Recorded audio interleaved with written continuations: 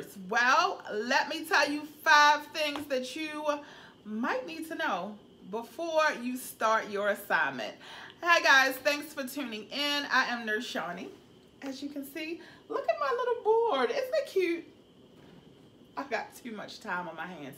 Not that much though. Anywho, I want to talk to you about 5 things that I was not prepared for before I started my first assignment. So, first thing first. So, I'm enjoying my time as a travel nurse on my local assignment here in Baltimore City. I am excited that my first contract is almost up. I'm not going to lie. There's a saying in the travel world, which I think I shared with you guys before. You can do anything for 13 weeks, which is true. After 13 weeks, you are kind of ready to go, depending on your assignment. So I'm just going off of my initial experience, which has not been bad. However, I'm ready to see what other opportunities are out here for me. So I have completed the first 13 weeks of this local contract, and I am going to do another 6 weeks, which I think I got 5 weeks left of the 6. And after that, I'm going to go explore. But anyway, we want to talk about the 5 things that I think you should know if you want to be a travel nurse. So let's go. First things first, you got to prepare for the interview after the interview. So of course you interview with the hiring manager or the manager of the unit before they accept you as a travel nurse. Once you get on the unit, everybody else is going to interview you. I don't know how many times I had to answer the same question. So, what made you want to work here? Are you married? Do you have kids? Where did you work before? Oh, do you know such and such? I know, I used to work with her. Yes. Oh, you like it here? How long are you going to be here? Where do you want to go next once you leave here? Are you going to extend your contract? Half of it, I feel like people are interested in getting to know new people on the unit. The other half of me feels like they're just being nosy. If I feel like you're being nosy, I'm just giving you the bare minimum information. So I'm not saying that I'm not here to make friends on my travel assignment, because I have met some truly wonderful nurses. But all these nosy rosies, I could do without those. I could do without. I'm just being honest. The second thing that you need to be prepared for as a travel nurse is getting crappy assignments. That was my drum roll, y'all. Anyway, getting the crappy assignments. Some people say it doesn't happen. No, they don't give the crappy assignments to the travel. Yes, they do. And what I mean by crappy is the patients that the staff nurses don't necessarily want to deal with. It's happened to me. It has happened to me on more than one occasion. For example, in my area that I work in, I am on a postpartum unit. Oftentimes we have antepartum patients, which are patients who are still pregnant, but not far enough in their pregnancy for them to deliver safely. So they may be your patients anywhere from 23 weeks to 36 weeks, depending on what's going on with the patient. And the other day, I was assigned one couplet. Couplet is a mom and baby. No, actually I had 2 couplets, one antepartum, and another patient. So at the hospital I'm at, most of the time they staff us 3 to 2. 3 moms, 2 babies. The one mom could be an antepartum. On average, that's what I have seen on this assignment. The other day, I got assigned 2 antepartum patients. One of my antepartum patients had multiple babies. Multiple as in 1, 2, 3. So I had one patient that had a singleton. She was still pregnant. I had another patient who was a multiple mom. And I had my postpartum couple. That can be a lot, especially when you have to put these pregnant patients on the monitor, because you don't know what you're going to encounter when you go to monitor your pregnant patient. You could really run into a situation where that mom starts to where the pregnancy starts to get into jeopardy, or where there are certain interventions that you as the nurse have to perform, and you have other patients that you are responsible for. So sometimes you get those assignments that the staff does not want.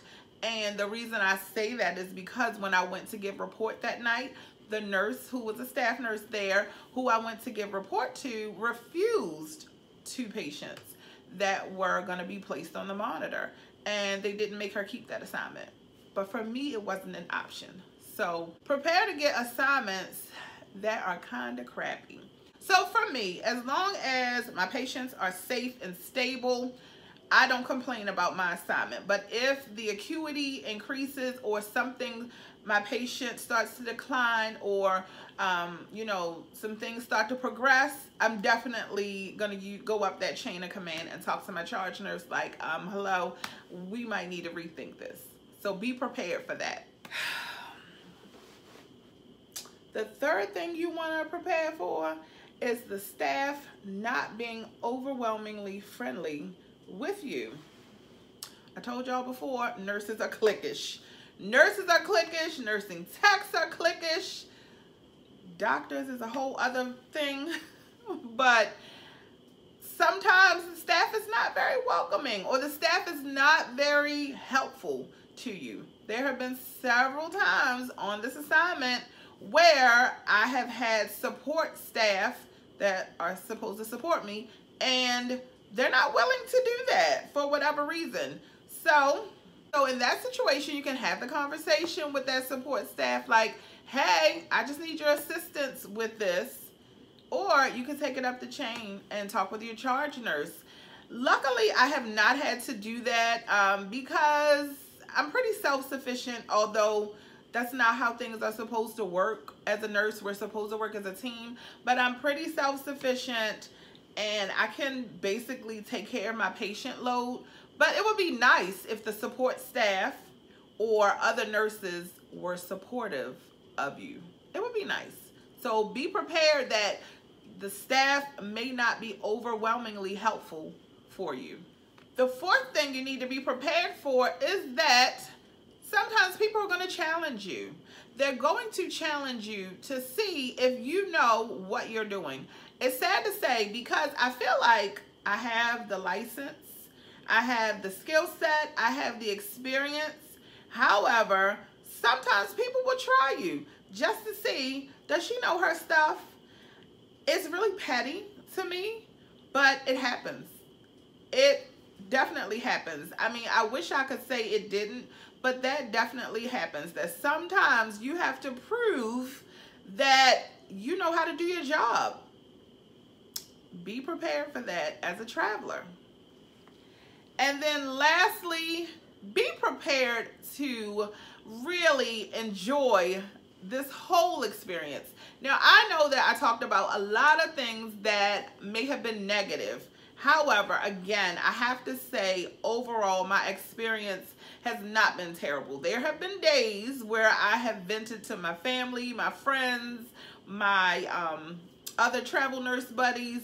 Definitely, I will not lie and say that I have not, because I have.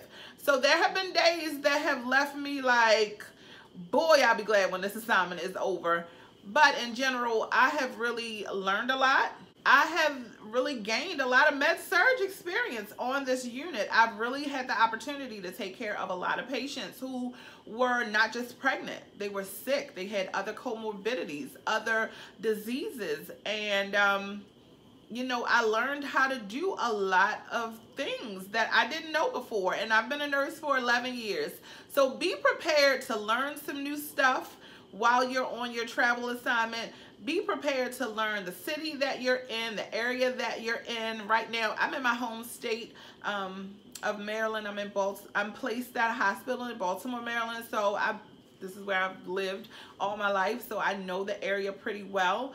But when I do get out here on the road, I am prepared to really explore, see what's out there, see what opportunities there may be for me to expand and enrich my career. I hope you guys enjoyed this video.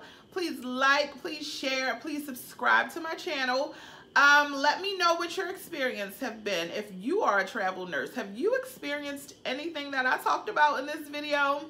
I thank you guys for watching, and I will talk to you guys next time. Peace out.